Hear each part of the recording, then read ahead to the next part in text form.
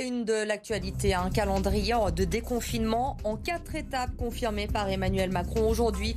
Dans une interview accordée à la presse quotidienne régionale, le chef de l'État fixe le cap jusqu'au 30 juin. Les terrasses rouvriront le 19 mai. À cette date, le couvre-feu passera à 21h et les lieux de culture accueilleront du public avec une jauge définie. Le détail à suivre dans cette édition. La ville de Lyon a justement présenté aujourd'hui les modalités de réouverture des terrasses. Les extensions ne seront pas facturées. Il sera également possible de faire des demandes annuelles pour les terrasses sur stationnement en plus de la période estivale. Et puis les riverains qui sont excédés, les rodéos se multiplient en plein centre-ville de Lyon ces derniers jours. Bellecour, la place des terreaux. La mairie affirme être mobilisée pour y mettre fin et identifier les auteurs des faits. La police, elle, explique la difficulté d'intervenir en flagrant délit.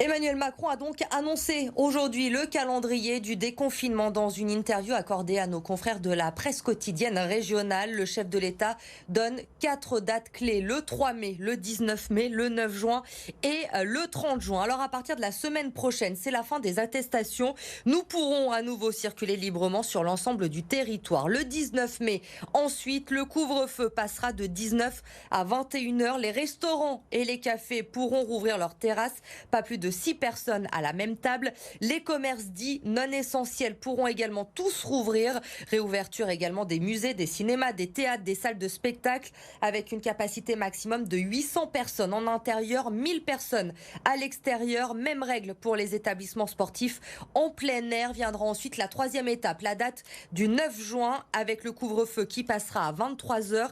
Les restaurants et les cafés qui pourront rouvrir en intérieur. Réouverture également des salles de sport. Et puis à cette date du 9 juin, ce sera l'apparition du pass sanitaire qui permettra d'assister notamment à de grands événements de plus de 5000 personnes. Et puis enfin, le 30 juin, si la situation sanitaire le permet, ce sera la levée des restrictions, plus de couvre-feu, plus de jauge non plus dans les établissements recevant du public. Et aujourd'hui, justement, la ville de Lyon a présenté les modalités de réouverture des terrasses. Ce sera donc pour le mercredi 19 mai. Et les précisions, c'est avec Lucie Young. 2 grandes mesures annoncées par la ville de Lyon en vue de la réouverture tant attendue des terrasses le 19 mai prochain. Tout d'abord, l'extension des terrasses ne sera pas facturée. Extension qui devrait permettre de maintenir les distanciations sociales entre les clients. La ville annonce également l'exonération des charges pour les terrasses entre janvier et mai 2021. Et puis deuxième grande mesure, l'annualisation des terrasses qui pourront désormais ouvrir toute l'année et non plus seulement en période estivale comme c'était le cas jusqu'à maintenant. C'est à partir de cet été et c'était une demande de longue date des restaurateurs. La ville de Lyon qui a donc travaillé conjointement en lien avec les professionnels du secteur pour faire en sorte que cette réouverture se fasse dans les meilleures conditions possibles. Là, ça nous paraît effectivement pertinent d'une part dans le cadre du déconfinement, mais aussi dans les années à venir parce que les situations géographiques, j'ai envie de dire, des restaurants ne sont pas tous les mêmes et donc il y en a qui peuvent avoir des terrasses plus ou moins grandes sur trottoir parce que les trottoirs effectivement à Lyon sont parfois très étroits et donc c'est aussi leur donner de la possibilité toute l'année effectivement d'avoir une terrasse sur stationnement s'ils le souhaitent. Et pour permettre une réouverture sereine et limiter les nuisances sonores avec ces nombreuses terrasses, la ville entend aussi mettre en place une expérimentation de médiation nocturne sociale des médiateurs qui devrait faire le lien entre les riverains et les clients des terrasses qui vont rouvrir, on le rappelle, le 19 mai. Et autre problématique liée à la rouverture des terrasses, des restaurants, des bars, le personnel après des mois de fermeture. Beaucoup ont décidé de changer de voie. Il y a donc des offres d'emploi en ce moment. Au Ninkasi, par exemple, 80 postes sont à pourvoir à Lyon et à Saint-Étienne. Jérémy Pain. La course contre la montre est lancée pour une réouverture des bars et restaurants à la mi-mai. Dans les brasseries Ninkasi, l'heure est au recrutement. De nombreux postes de serveurs, de cuisiniers et de managers sont à pourvoir. C'est un peu le branle-bas de combat. Le but, c'est de se préparer au maximum pour la réouverture. Forcément, on est très impatients. Ça fait un petit moment que nos lieux de brassage sont vides.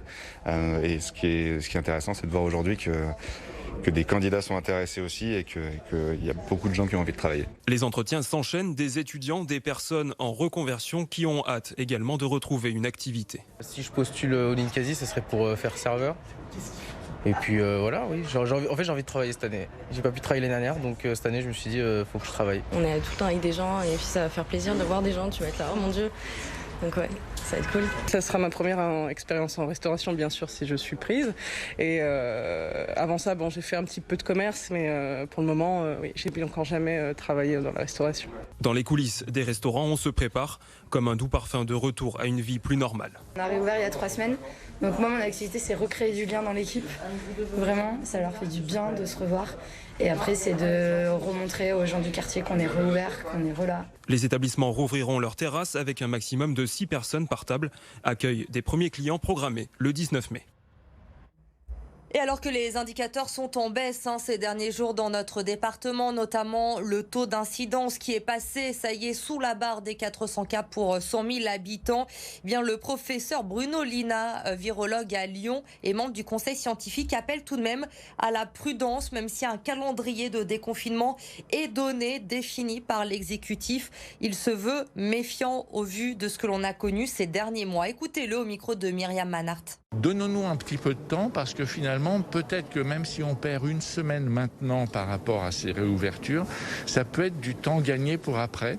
Si on relance trop vite des activités qui peuvent être en lien avec une reprise de chaîne de transmission, ça met en péril tout l'équilibre et on peut être à un moment donné amené à reprendre de nouveau des décisions dures de refermeture et tout l'enjeu est justement d'éviter ce yo-yo entre on ouvre, on ferme. Travaillons dans la durée, mais donnons-nous un petit peu de temps pour que finalement on le fasse dans les meilleures conditions possibles. Et toujours en lien avec la crise sanitaire, depuis la rentrée des classes lundi, vous le savez, les tests salivaires se renforcent dans les écoles, dans l'académie de Lyon par exemple. Cette semaine, 18 000 tests étaient à disposition. Reste à convaincre les parents de donner leur accord. Reportage dans une école maternelle à Vaux-en-Velin, Mélanie Ferreira. Ouais, regarde, tu vois la salive.